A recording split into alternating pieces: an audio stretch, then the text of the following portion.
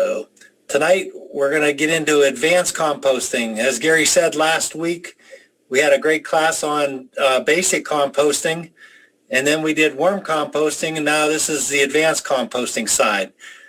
The advanced is just a little bit more in depth, but Brian did a great job last week, so we're just going to expound on that a lot. Not a lot more, but a little more. But here's just some thoughts of what you got. Is this what your compost pile looks like? And some people, that's what it does. My neighbor, this is from my neighbor's yard, and he has about 7 or 8 of those bins that look just like that, and he just lets them compost all year long and doesn't do anything with it. But we're going to show you how to make that look like this.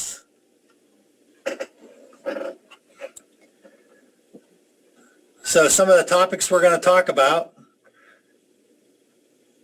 is why you want to compost, what is compost, the facts about composting, elements of composting, mixed ratio, stuff to be aware of, organism levels, temperature, hot composting, cold composting, vermicomposting, decomposition, common questions, fertilization, manures, the green cone, and then we're going to get into the bokashi. So first thing we want to do is, why do you want to compost? So it reduces the amount of household garbage you generate, and it does not end up into the waste streams. So that's one of the main reasons why I compost, and I keep it out of the landfills. As you're doing composting, it's an extra bonus because it's going to help generate, you're going to use less fertilizer, less watering, less chemicals on the yard, and it makes your yard and your garden a lot healthier. Okay, if you do your composting, and I'm talking about your food scraps and your yard waste, you're going to reduce the landfills, guaranteed. Saves money on garbage. Some people don't even use garbage removal. Some people will just compost everything and then take whatever else they can to the transfer station, or else they either take care of it down that way or they give it to somebody else to take care of it for them. And this was an interesting fact. It reduces the methane. So we went down to the landfill down just on the other side of the Columbia River, and their landfill, they collect all this methane and they run the methane through, and it runs a boiler down there, and it ends up generating power. So that was a great reuse of the methane gas, and it reduces the carbon footprint quite a bit by recycling that methane. Okay, what is compost? Compost is a natural process of decomposition and recycling of organic material. If you walk through the woods, you kick up the leaves that have fallen on the ground, you see that nice, rich, black earth underneath. That's composting. That's nature taking its course. So it's similar to organic matter in the soil. It's going to hold water and nutrients in the soil, so there's a big benefit for you.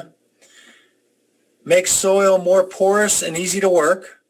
That's for those who have clay and just dread having all that clay. It's a great soil amendment. It's not very high on nutrients, but it does make nutrients more available. So we're going to show you how to make some hot compost. Okay, composting facts. This was some figures I took off the internet. And as you can see, your yard waste and your food scraps are high on the percentage list for scraps that go into the trash. And I got some numbers coming up pretty quick here. So there's a pie picture, and then down below for Clark County, they had 321,327 tons go into the landfill.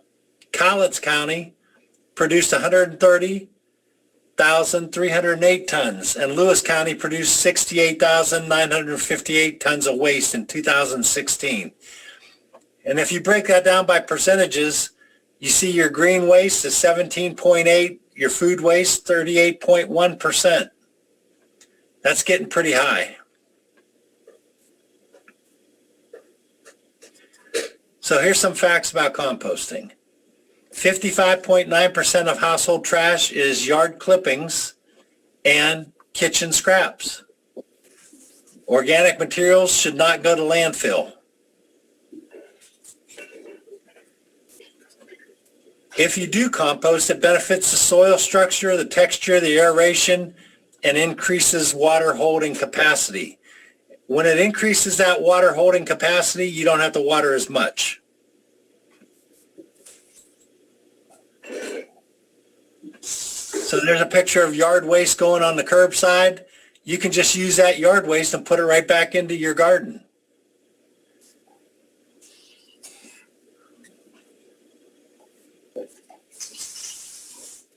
Some more facts.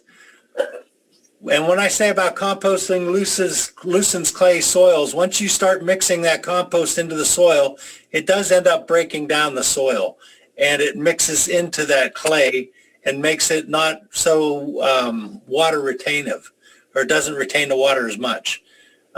If you put it onto a sandy soil, so sandy soils, the water drains right through, and it has a hard time retaining water.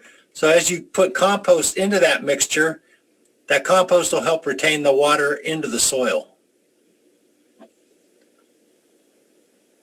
It also aids in erosion control and promotes soil fertility and stimulates healthy root development. Under the optimum conditions, you want all the, I want to call it bugs in there to break down your compost.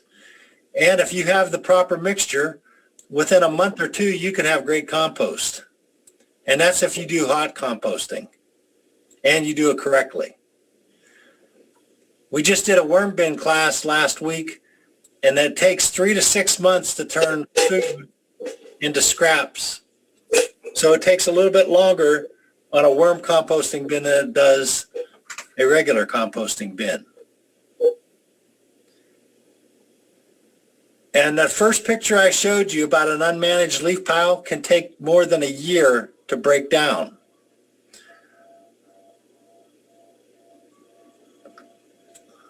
Okay, for compost elements, this was covered last week, so we're just going to basically touch it again.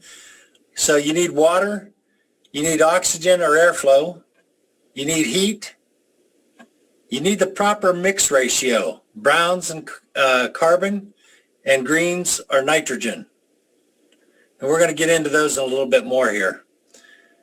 You need those macroorganisms to start working and breaking down those carbons in the green material. You need the microorganisms in there, the bacteria, the fungi, and the microbes. And then you got to have time. You need the time to break it all down.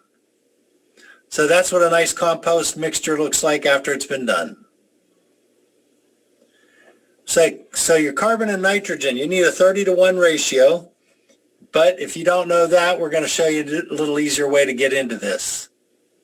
So your browns or your carbons are dead leaves, sawdust, shredded paper, wood chips, hay or straw, eggshells, fireplace ash, cardboard, twigs. Your greens are your nitrogen, your grass clippings, your salad waste and trimmings, manures, manures from herbivores, and coffee and tea grounds, healthy plants not diseased,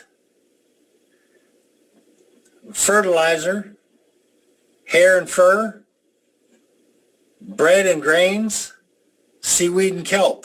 Those are all your greens, some of your greens. There's a lot more than that. There's like 183 different greens mixtures out there. There's a list on the computer that you can just print off and see what you can throw as greens and carbons, or your nitrogens and your carbons. And then you have to do the perfect recipe.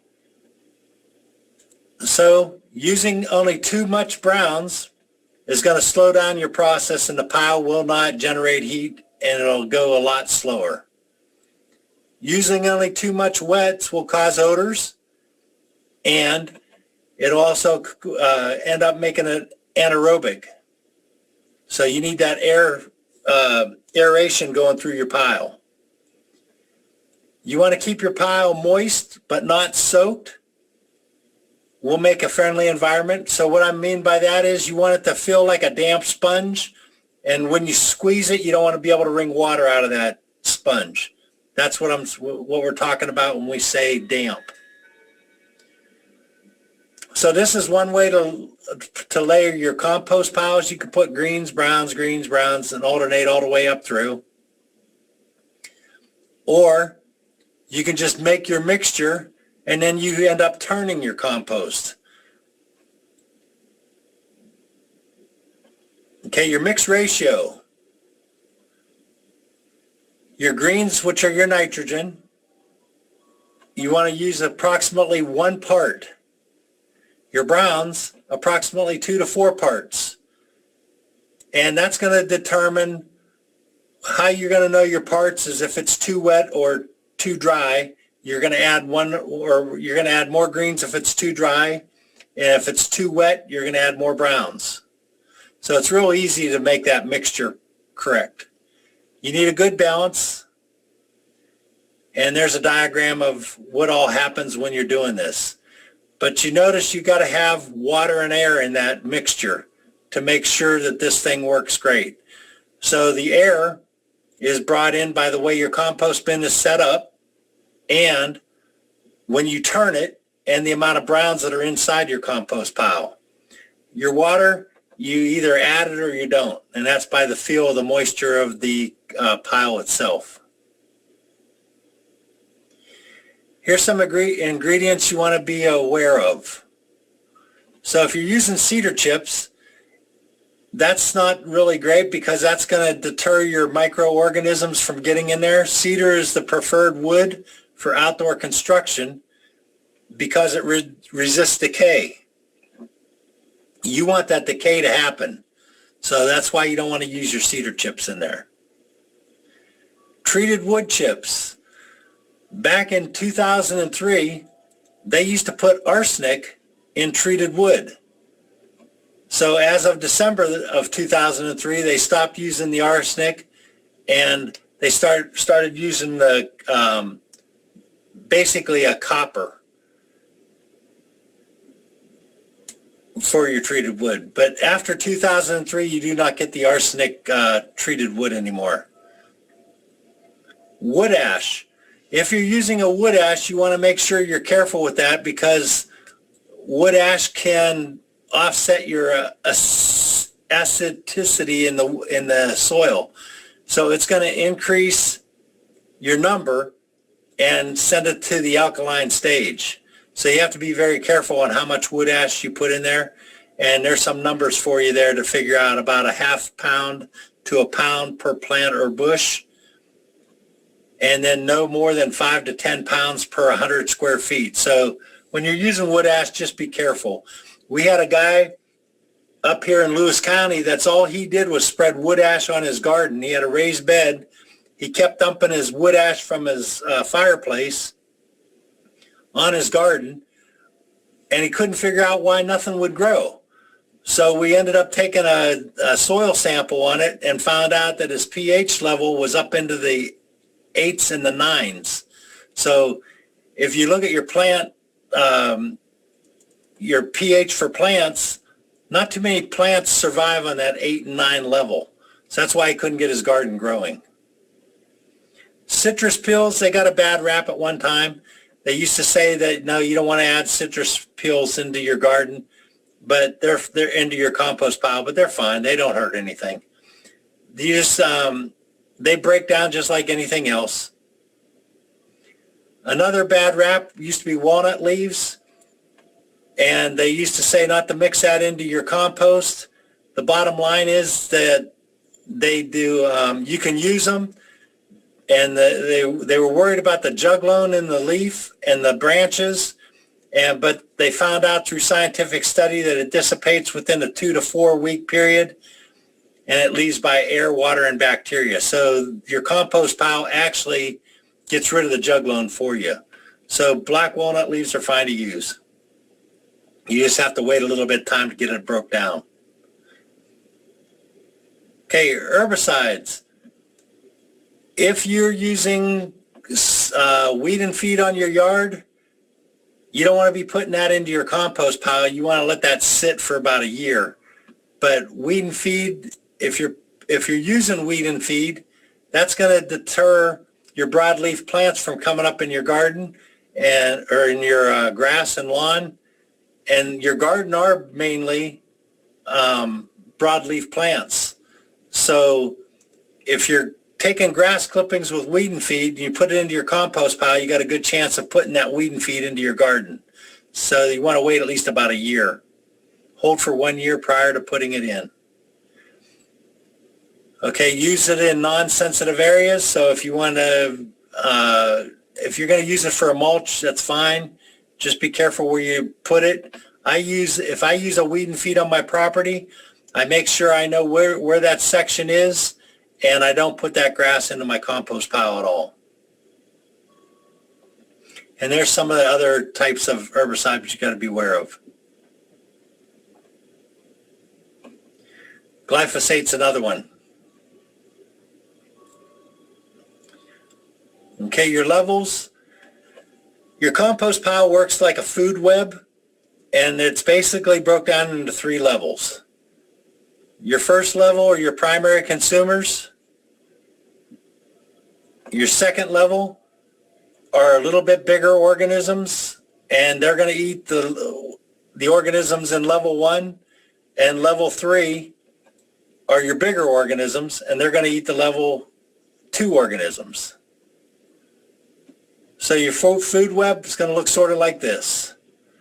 So as you can see, in towards the heat is your smaller organisms, and it goes bigger as they go out. So your first level has your bacteria, your fungi, your protozoas. Second level is going to have worms, mites. Third level is going to have arthropods and other type of organisms. So bacteria, a little thing on bacteria, which really is what makes your compost is it's the most productive member of the pile. They can nearly eat anything in that pile.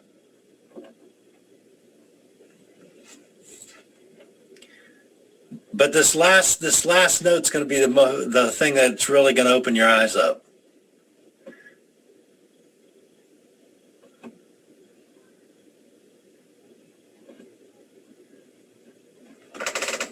And all the layers are going to have bacteria as you go through your piles. However, as they're eating, they're reproducing at an incredible rate. So 1 gram of bacteria can reproduce 450 grams in only about 3 hours. So that's amazing how fast this stuff reproduces. And they're small, very, very small. So what affects the pile temperatures? The volume of the pile, the particle size. So the smaller you make the compost pieces, the quicker it's going to compost up. It's going to break down faster.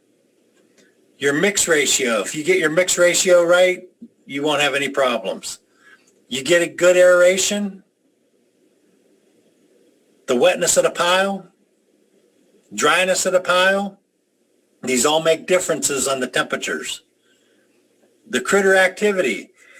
The critter activity is going to depend on the warmth outside and the pile temperature inside. So last week they talked a lot about this temperature, and we're going to define it a little more. This 110 degree temperature is a critical, it's your main baseline for your compost pile. Usually 110 to 160 degrees Fahrenheit is your temperatures that you desire to get your compost to break down the best. So this thermometer right here is a compost thermometer, and it goes in about roughly about 20 to 24 inches into the pile. They have longer probes. Some go all the way up into 36 inches into that pile. We're going to talk a lot about temperature. So temperature plays the important role. 110 to 160 degrees. Within 2 weeks, a properly made compost pile will reach the above temperatures. So if you got your pile made properly, those temperatures are going to be reached without you doing too much. The good sign that a pile is working is if the pile settles. Okay, when temperature drops below 110 degrees, you have to, you want to turn it. And what I mean by turning is you want to disturb it. You want to get a pitchfork in there. You want to turn it with a pitchfork, with a shovel, with a compost turner, all kinds of stuff. And I'm going to show you some of these turners as we get into another slide here. But once it drops below that 110 degrees, you have a decision to make. You want to either turn the pile and see if it will increase, but if it doesn't increase, then you make the decision whether you want to add more green to it and browns and get it active again, or you just let this pile rest and start a new pile. So that's a decision you got to come up with. Here's a good example of a steaming hot pile right there. Temperature again. Monitoring the temperature. Keep the pile active. And the way you keep it active is by turning. And when you turn your pile, I turn my pile usually once or twice a week, but mine's pretty easy to turn. I'll show you why. The more you turn, the faster the pile breaks down. And there's a picture of, that's one of my compost thermometers I use. If you look at it, there's a zone in there. It's all colored. And that's where your zone, you want to try to maintain those temperatures above that 100 degree mark. Okay, hot composting. Most weed seeds will kill or will be killed at 130 to 140 degrees Fahrenheit. But you have to maintain that temperature for approximately 3 days. If you keep it up that hot, it's going to speed the process. It requires constant turning. The 3 keys to hot composting are monitoring the pile, moisture, and turning regularly. Temperature, moisture, turning. Takes 1 to 3 months depending on the management of that pile. Okay, turning piles. There's the pitchfork method. There's a compost turner. So what that does is the bottoms are flanged, and they those bottom flanges pivot up in towards the pole, and as you push that into the compost pile, they go in like an arrow, and then they spread when you try to pull it back out, and it actually lifts everything that's it just increases the surface area of the turner, and it just pulls the stuff out to the top. And then you got composters that can be spun. This type right here, I have one of these in my yard, and that crank up there, if you get this drum full, it gets pretty hard to turn. So they recommend turning this thing 5 times a day. So I go down and I'll turn it when I go down to check my greenhouse and all that stuff. I end up turning it. But you crank that thing 45 times and it gives you 5 spins of that drum. And if that thing's got a lot of weight on it, that's a pretty good workout. So you want to, I usually just shift arms. I do one the right side and the next day I do with the left arm. So here's another easy compost turner. And you just go down there and spin that. It's got baffles inside. Both these turners have baffles that as it's turning, it mixes the inside ingredients. So, and I was telling you about the way I turn my compost piles. I have a 3-stage bin down below in my garden, and I turn mine usually once or twice a week, and mine's very easy because I use my front loader. So I just go down there and I turn my pile with my front loader, and I don't have to, it's not any workout at all, just moving the levers and lifting and turning. So it makes it a lot easy for me. And I generate quite a bit of compost because of the method I did. And I set mine up because of that reason, because I had the front loader. I just made my bins wide enough to get the front loader in. Okay, time for the completed pile depends on the particle size. The smaller the better. You chop that stuff up and put it in there and bury it, the quicker it's going to decompose. And also, if you take your vegetable clippings and you put it in the freezer, that breaks it down even quicker. Turning frequency. So the more you turn, the faster it breaks down. That energy balance, the moisture. Make sure when you grab that compost, and if you squeeze it, you wring out water, it's too wet. You need air circulation. There's just a little picture of the things you need as you're building your compost pile. Temperatures, 110 to 160 degrees Fahrenheit. Measure that with a compost thermometer. And then your pile size. The ideal minimum is 3 by 3 by 3. And that's just a cubic yard of compost.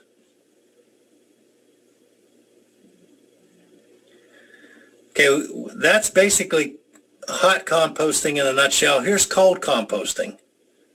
So the simplest, most basic form of composting, you just select an area to start a pile or put a bin, you layer it, you monitor to ensure it stays moist in the dry season, so you need to have water nearby. You just let it sit and let nature take its course. Now, like I said, my neighbor does this. He doesn't even have water near where his is, and he just lets them sit. His usually takes about 2 years. 6 months to a year, the bottom layer of the pile should be a great compost. But you got to be careful of this too, because if you've done cold composting, you've put weed seeds in there, you got a good chance you're going to spread the weed. So this picture here just says hot composting, roughly a 30-day time period. Cold composting is going to be 8 months or more. Okay, vermiculture. We talked about vermiculture and vermicomposting last week. So there's two different things. The red wiggler worms are the champion composter for small areas. Okay, vermiculture is the culture of worms. So if your goal is to have red wigglers, then vermiculture is the way you want to go. If you want to do vermicomposting, that's the process of where you're getting the castings and the worm tea, and that's called vermicomposting. So the processes are similar. Vermiculture is you want to keep the population low and keep the reproductive rates are optimized so you can keep the worms coming. Vermicomposting, you want to keep the worms in your bin maximum to make the most compost out of out of that bin. Okay, your advantages, using of the castings as an amendment to soil. I usually use the castings when I plant. I throw some in my hole, and then I use the worm tea quite a bit. Okay, here's the 3 different types we just talked about, and there's some of the pros for each one of them. The hot composting, if you want to do hot composting, you have to be very diligent about making sure you turn that pile and making sure everything's correct. Composting, cold composting is kind of easy, a lot easier. You don't have to watch it so much. And vermicomposting, you just have to feed the worms and make sure their environment's fine. So the choice is yours on which way you want to go. Here's some figures I found out on the internet that are how long it takes certain things to decompose. It's amazing what you see. If you go down to plastic bags on the very right-hand side, the very bottom, 200 to 1,000 years to break down a plastic bag. And then, you know, the different things here, your paper towels, your banana peels, 3 to 4 weeks, you know, paper bags, 1 month. I'm not going to read them all, but there's just an idea of what, how long stuff takes to break down as you're composting, and why you want to keep it out of your waste streams.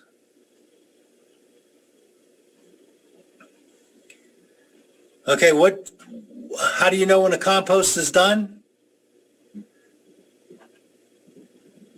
And what do you do with it is amending the soil in the garden. It increases the availability of nutrients, helps break down your clay soils, helps retain your water, reduces soil erosion, reduces watering. If it's retaining, it's going to reduce.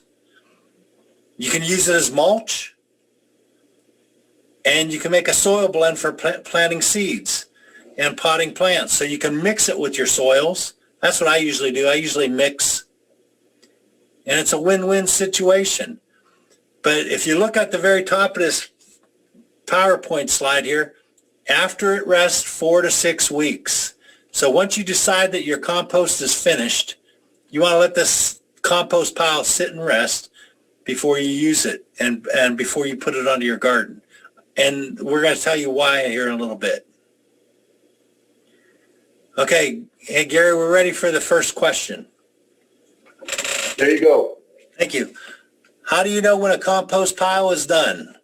And it says when temperature doesn't increase over 110 degrees, pile decreases in size, ingredients are unrecognizable, or that earthly smell, or all the above.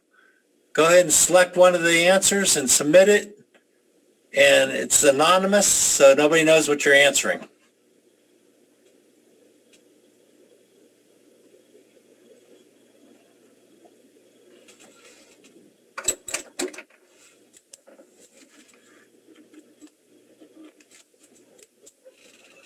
Okay, 5 seconds.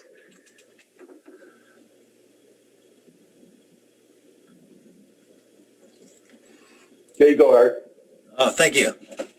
Okay, I think everybody got that one. 93% said all the above. Very good, very good. All right, so there's your compost piles. That's a nice looking bin somebody made. Answer, when you turn it and it no longer heats up above 110 degrees, the initial ingredients are no longer recognizable. Pile has decreased in size. You get that nice earthly smell. Okay, why do you let the compost rest? So the answer is you want everything to stabilize out in that pile. You want it to cure, and you just basically let that thing sit.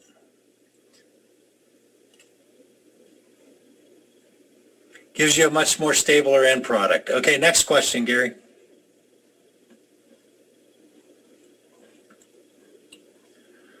Okay, is newspaper safe to compost? Yes or no?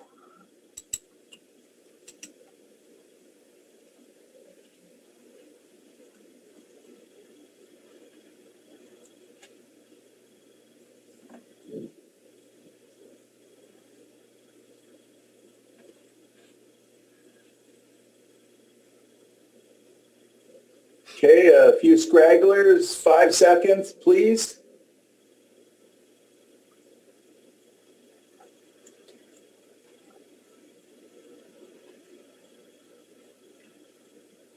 There you go, Art. All right, thanks. Is newspaper safe or compost? 96% said yes. All right, we'll find out the answer. Breaking news. Newspaper is safe to compost, but it breaks down quite slowly because of its high uh, lignin content, and that's the woody cells of plants, and it's highly resistant to decomposition. So it's a slower process in newspaper. Okay, go ahead with the next question, Gary.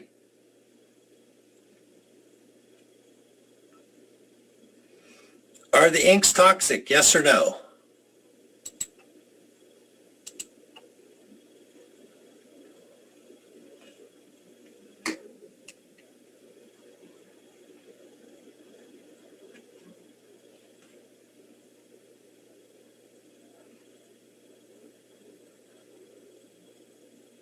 Okay, 5 seconds.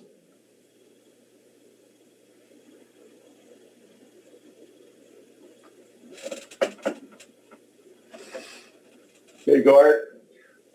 All right, got mixed feelings on this one. 23% said yes, and 77% said no.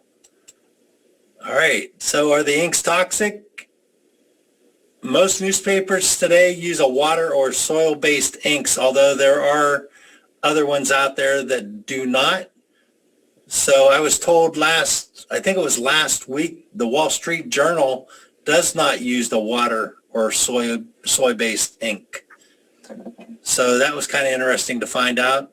And then you want to be careful of the glossy magazines because sometimes they use a heavy metal to get that vivid color.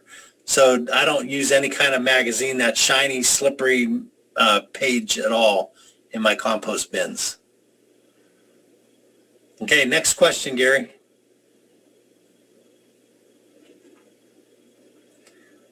What kind of what kind of pet waste can be composted? Carnivores or herbivores?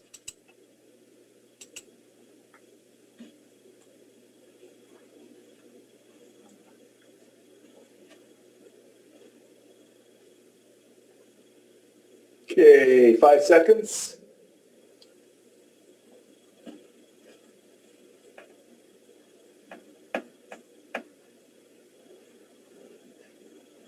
Oh, everybody got that 100% for herbivores. Good deal. Okay, the kind of waste or pet waste can be safely composted. Waste from critters such as guinea pigs, rabbits, hamsters, gerbils can be safely composted along with their wood or paper shavings used in their cages. So there's a picture of some of the ones you can use. And then droppings from dogs or cats should be avoided because of the pathogens. And stay away from there. Anything that eats, the easiest way to remember, any kind of animal that eats meat, stay clear of it for your compost. I think this is another question, Gary. Okay, can properly cured and made compost harm plants? Yes or no?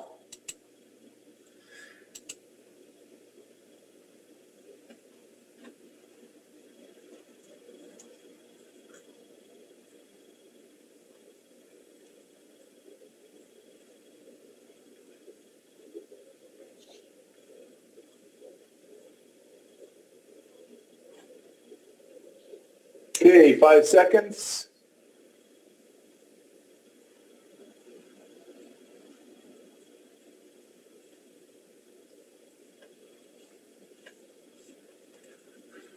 All right, 96% said no and 4% said yes.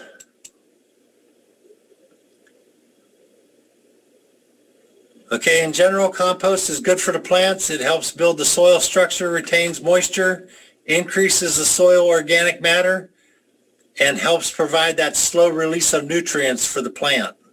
So yes, compost is fine and it won't hurt the plant. If you use a compost, make sure it's adequately matured so you don't cause burning the plants or you don't pass on pathogens. Okay, common questions, some more.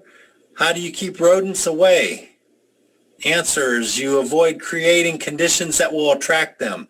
If you're eating pizza, don't throw your crusts into your compost pile, unless you just want to avoid putting anything that will attract a rodent. Composting vegetation will reduce or minimize.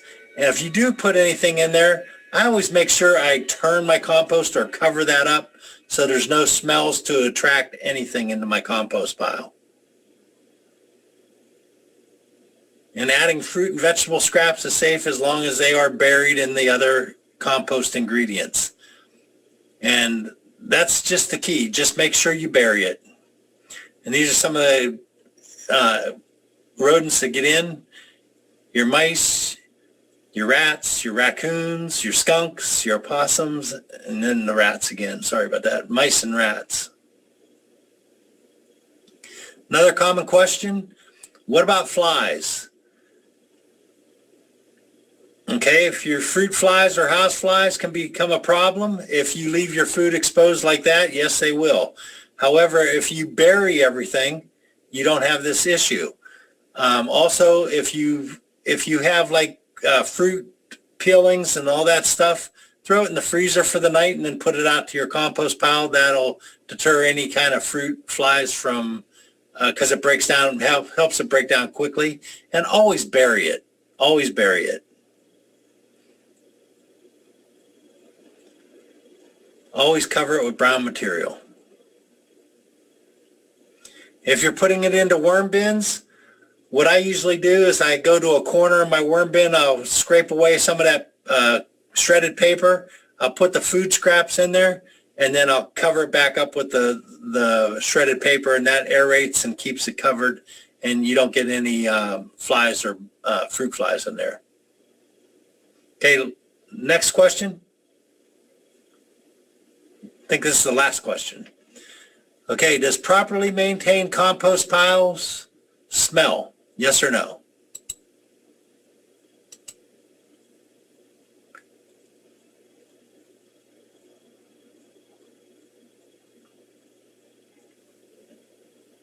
Okay, 5 seconds.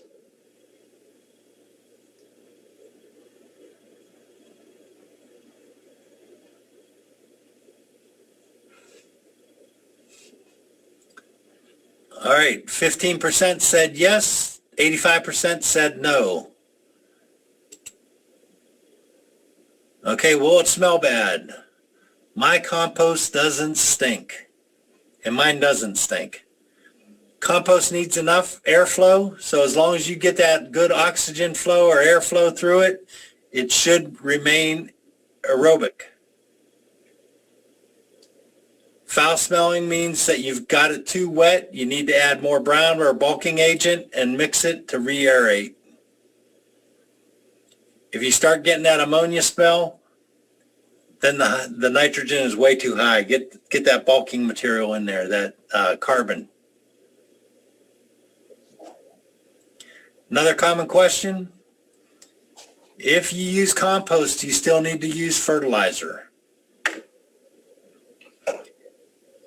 The answer is depending on the plants that you're growing. If you're growing high feeders like corn, tomatoes, stuff like that, yes, you're going to have to put fertilizer in that soil to get those plants to feed. So the best way to do this is get a soil sample and find out where you're sitting at with your levels after you've mixed your compost in. that's the easiest way to find out what you need to add. I know my garden well enough. I don't get soil samples about maybe once every 3 years. And I usually do it myself, but once in a while I'll take it in and get it tested just to see where I'm sitting. But my garden beds they're all raised beds, so they're pretty stable. And I know just about where my bins are or where my beds are, and I know what I need to add every year. So I'm just very careful on my fertilizer. Okay, a little bit about NPK, and we're going to use 10-10-10 as an example. So the NPK is nitrogen. Nitrogen works, when you add nitrogen to a plant, you're going to get growth of leaves. Okay, phosphorus is responsible for root growth and flower and fruit development. And your potassium is the overall structure of the plant, and that's what I'm talking about. That is, it's basically the internal parts of the plant, how all the stuff moves through the plants, the water and all the fertilizer and that moves through that plant. It's the circulatory system of the plant. So NPK, foliage, roots, and your hardy growth. And then the easiest way I remember it when I'm at the store is up, down, and all around. So if my nitrogen is high, that's going to get me a leafy plant.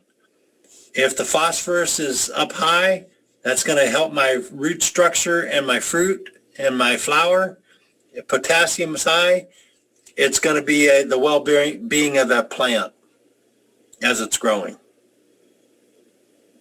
What do the numbers mean? We're going to use that 10-10-10 again. So if you have a 40-pound bag of 10-10-10, so nitrogen, it's saying it's 10, so it's 0.10, which is 10% of that 40 pounds. If you multiply that by the 40, you're going to come out with 4 pounds. Your phosphorus is a 10 also, so it's 10% again of the 40 pounds is 4 pounds. And then your potassium, once again, is 10, so it's 4 pounds again. That gives you a total of 12 pounds. So you have a remainder of 28 pounds in that bag. So the remainder 28 pounds is going to be something inert, which doesn't affect your primary nutrients. Sawdust, clean or sterile dirt, peat moss, ground corn cobs, and there's other products that also serve as filler. So manures, when you're adding manures, the best way to age is to use aged manure. So you want to make sure that manure is aged before you put it in there. Make sure all pathogens are gone. You want to prevent, if it's aged, you want to make sure that if you use it on plants, you want to make sure it is aged so you don't burn the plants. And we're going to really get into those percentages here in a little bit on what I'm talking about, this nitrogen release for manure. So using aged manure compost in the garden is a benefit due to manure contains nutrients that plants need, like nitrogen, to keep healthy and green. But you have to be careful. If it's hot, if it's fresh, the nitrogen is going to hurt the plant. You got to be really careful. You have one option here. If you use straight manure, hot manure, you can put it on your garden in the fall, and you can either let it sit and then till it in the spring, or you can put it hot in the fall, till it in, and just let it sit again till spring again. Okay, manure is going to enrich in the conditions of the soil. And sandy soil will retain moisture, and in clay it's going to break it down. Okay, it produces increased carbon, reduces runoff, and reduces leaching of nitrates. Can be used as mulch. Okay, this chart is one of your handouts that I have. I sent to Gary. He has this chart, so if you need the handouts, just email him and he'll get you connected up with the handouts. But there's some things on this chart that I want to point out really, really close. For one thing, if you look at alpaca manure and if you look at rabbit manure, you can use, if you go over to the advantages, you can use hot. And if you go down to the rabbit, you can use hot.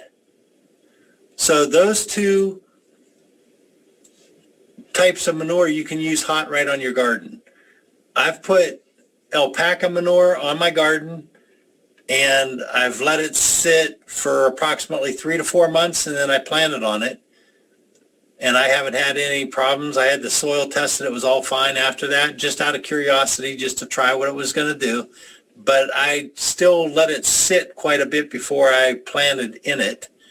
And what I usually do is in the fall, I usually get about 60 bins of alpaca manure and I spread it all across my garden.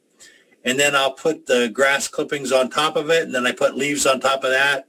And then in the spring, well, then I cover it up with tarps and let it sit all winter.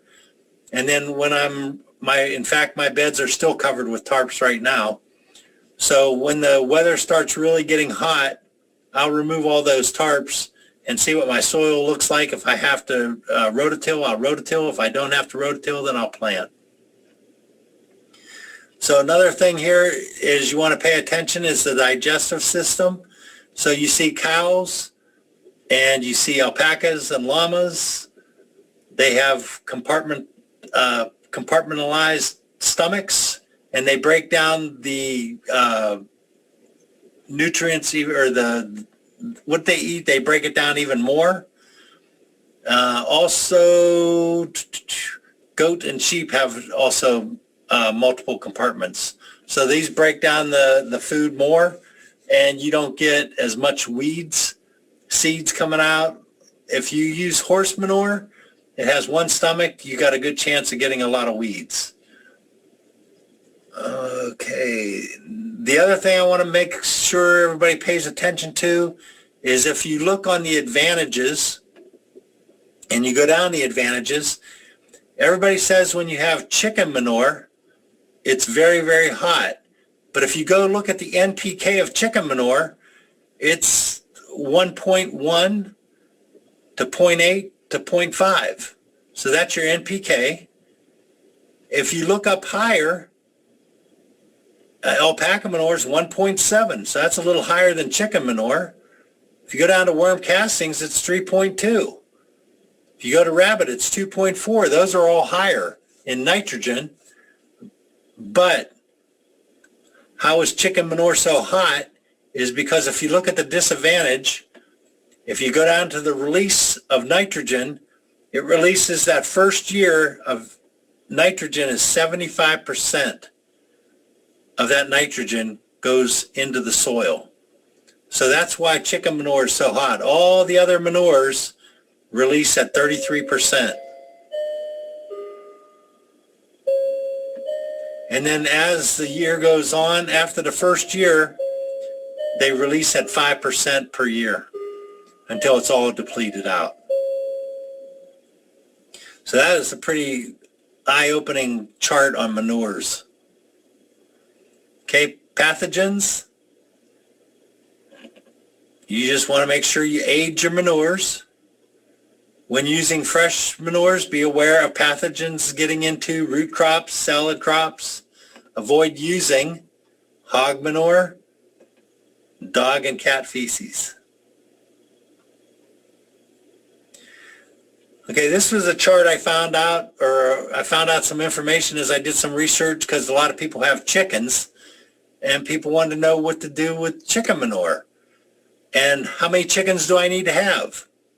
So I did some research on that and found out that each bird approximately 8 to 11 pounds of manure per month. So fresh chicken manure contains about 1.1% nitrogen along with other nutrients.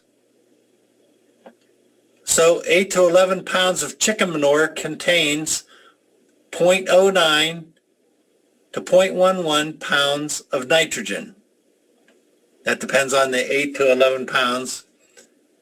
So most garden crops require 0.25 to 0.33 pounds of nitrogen per 100 square foot for a growing season. So we're going to break it down even more. It would take about one bird 10 to 12 weeks to supply enough nitrogen for a healthy garden of 100 square feet for a growing season. So that breaks down the manure quite a bit for you. Most people don't just have one chicken, so they have multiple chickens or many chickens. So you just have to be careful and watch how much manure you're using. So this was one that was pretty interesting. A lot of people like this calculation here. So these are different types of commercial bins. Here's a compost turner. I have one of these in my yard. I've also got one of these. That's a mantis. And here's another type. So we're going to give you some prices.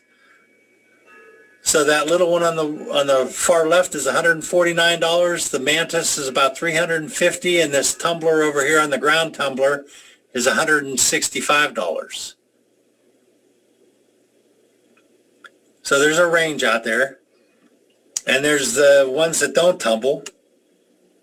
You have a geo bin. You have the ones that look like garbage cans. One that looks like a pyramid. And then ones that are round. Now the only problem that I see with these is trying to turn them. So you're going to definitely have to either, on the geo bin's kind of easy because once it starts breaking down, you can take it apart and open it up and then just move the bin someplace else and put the ingredients back in. You can turn it that way. Or you can use that compost turner that has the fins and push it down through and then pull it up. That'll also get your compost turning. So these four here, you basically have to turn with a compost turner, or you can get a pitchfork in there, but it'd be kind of hard to try to get it to turn.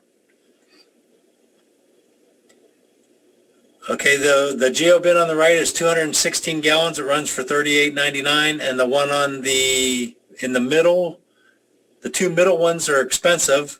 They're 113 gallons for the second one over, and they run anywhere from 100. The one pyramid one looks like 150 to 300, and then the second one over is 340, and the one on the far right, that ranges on the size dependent. That's why it had $88 to $199. So those are stationary types. And the next ones we're going to show are do-it-yourself ones. So here's one here that it's got, looks like might be a pallet system of some sort or rail system, and they have a cover on it so that you can remove, and they've got a cutting board right next to it that they can just cut the food scraps up and just scooch them right into the compost pile. You'd have to uncover to turn it to keep them covered or throw stuff over top of them to keep it aerated.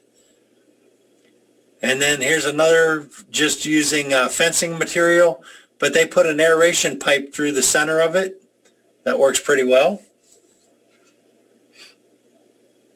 And there's a homemade composter tumbler type. And there's using bricks. This is a friend of mine, his wife, he's got a four bin system. And unfortunately, when you're looking out their windows, you can see these compost bins. So the only requirement his wife said was to make it look nice. So you couldn't see how bad it was, how messy it was. So he made a nice design for the front of it. And then there's a pallet system. And that's using approximately, looks like 1, 2, 3, 4, 5, 6, 7 pallets Just put them together and you've got your compost staging areas. And the reason this is a 3-bin setup, and the reason they're using a 3-bin setup is, and I don't know if, I don't remember if this was explained last week or not, but the 3 bins, you can have 3 piles going at one time, and usually one of the bins is going to be a completed compost pile, and that just keeps the different piles in different stages as you're going through the summer and trying to keep them turned. I've got a 2-bin system because I turn mine so frequently, and then my 3rd bin is always my completed pile. But what I end up doing is I turn mine constantly with my front loader, and as my pile is done, I put it in that 3rd section, and I just keep that there for what I'm using it when I need it.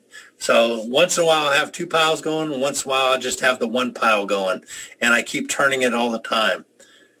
And it makes it nice, makes it very nice. Okay, so we talked about the regular composters. These are a little different types of composting systems. The solar composter is one that's a big issue or a big seller out there, but they're pricey.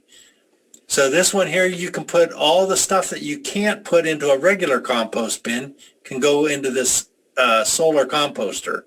And we're talking meats, bones, fish, dairy, and etc. Now you get rid of this stuff. And this is what this solar composter looks like. It's this screen basket that's down below it's a blackish color, dark color. That's going to go into the ground, and that green solar cone stays above ground. So it's roughly 30 some inches above. Okay, the green composter is recycled plastic. It has an inner and outer chamber, and that's what it looks like apart. And it's designed to accelerate the natural decomposition. And the system processes all household food waste, including vegetable scraps, raw and cooked meat or fish, bones, dairy products, and other organic food waste such as bread and pasta. How to install it? You just dig a hole and put the lower basket in the hole.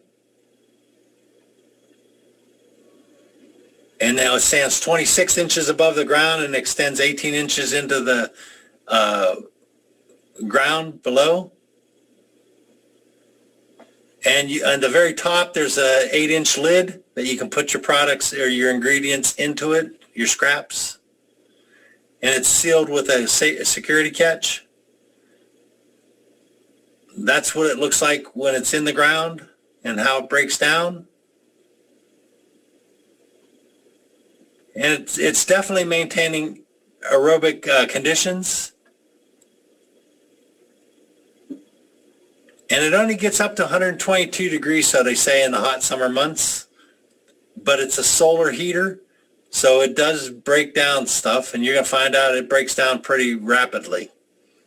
The system, and plus it's in the ground, so the microorganisms just have a field day down there.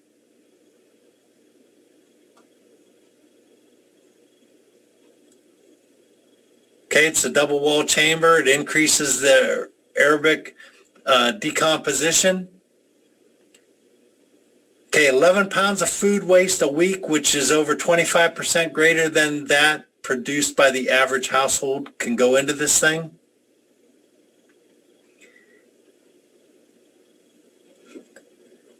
Okay, it's in a well. You put it into, make sure it's in full sun if you ever get one of these.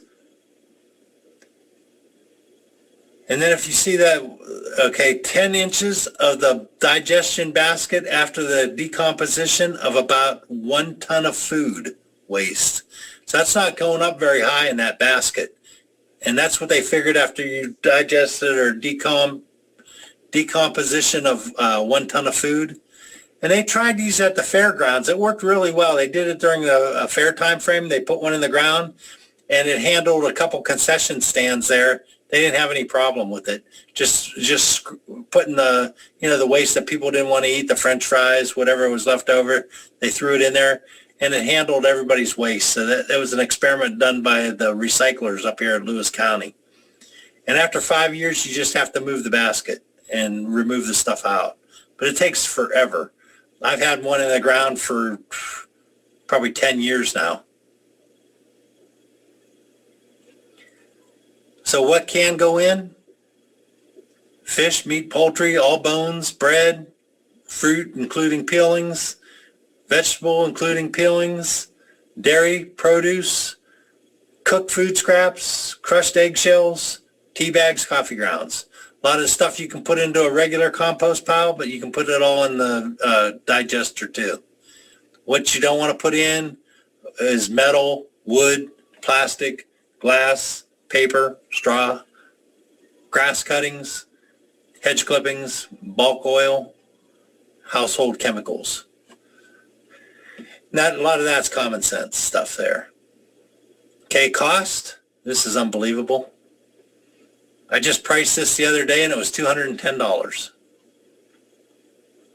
But guess what? There's always somebody that comes up with a do-it-yourself way. So here's a do-it-yourself way to do it. Just get a galvanized can, put some holes in the bottom of it and bury it. $25 and you're done. Galvanized, 31-gallon galvanized can.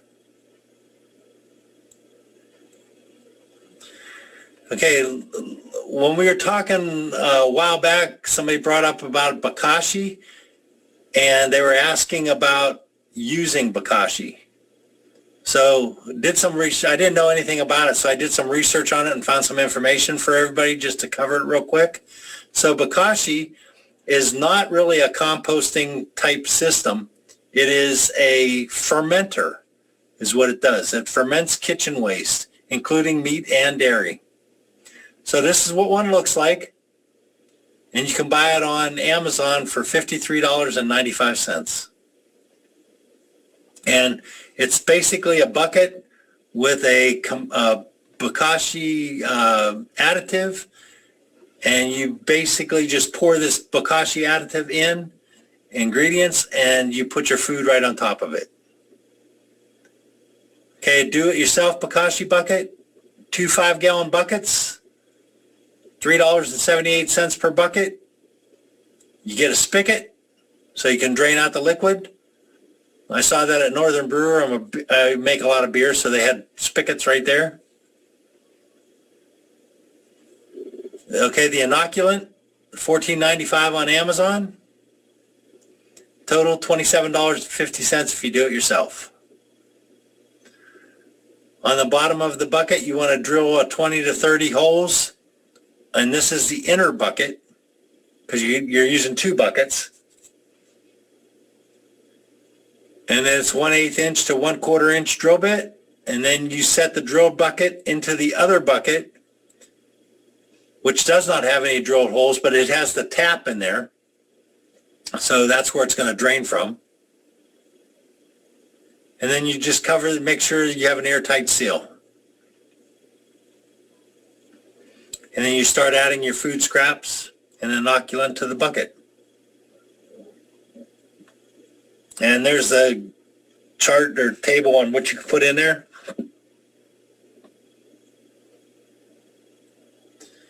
And this is just the process, but you get this process if you buy a bokashi. It has the process in the instructions on how to do it. But real quick, you just put the bokashi inoculant in there. You sprinkle it in, and then you start adding your food, and then you got to press it down with a masher. And then you just make sure the seal is tight, and you drain this liquid out, but you got to look at the dilution you got to do to this thing. 1 to 300% or 1 to 300 ratio. So that's a lot of water you're going to be adding to this thing. And then when full, you just seal, tap off the liquid, and then take it out. But the bad thing about this stuff is you can't put it near your plants. So it kind of discouraged me a little bit when I saw this. So this is what your Bokashi bucket's going to look like when you do it. This is what you get when you buy it. And you got a draining area down below that keeps the liquid. And then you just tap it out and get that fermented liquid out of there. And then here's some pros on it. The method allows you to use dairy or meat scraps. And it also lets you do it in a small space, like an apartment, or you don't have very much land to make compost piles. It's an anaerobic process, so there's no air involved. So that's the pros. The cons, it's fermenting, it's not compost. Okay, you want to make sure if you use that fermented product, you don't let it touch the plant roots because it'll end up killing them. The process requires a special airtight bucket or bin. And then the product is still so acidic that plant roots should not come in contact with it for 2 to 4 weeks.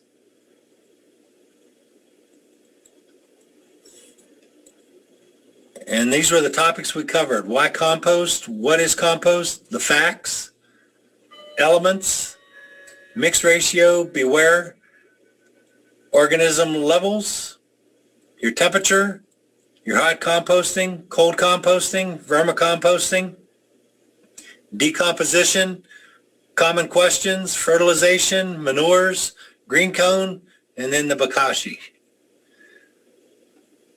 So, do you have any? Here's the reference that I used. That's also in the handouts.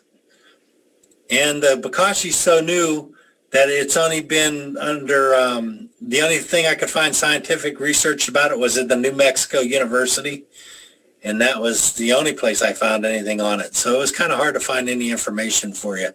But that's the only place that had any info on that. So if you want any, if you want the handout or the PowerPoint, you can email Gary Frederick at garyf@wsu.edu, or you can call him and just ask him at 360-577-3014 extension 3. That gets you right in touch with him. And that's all I got.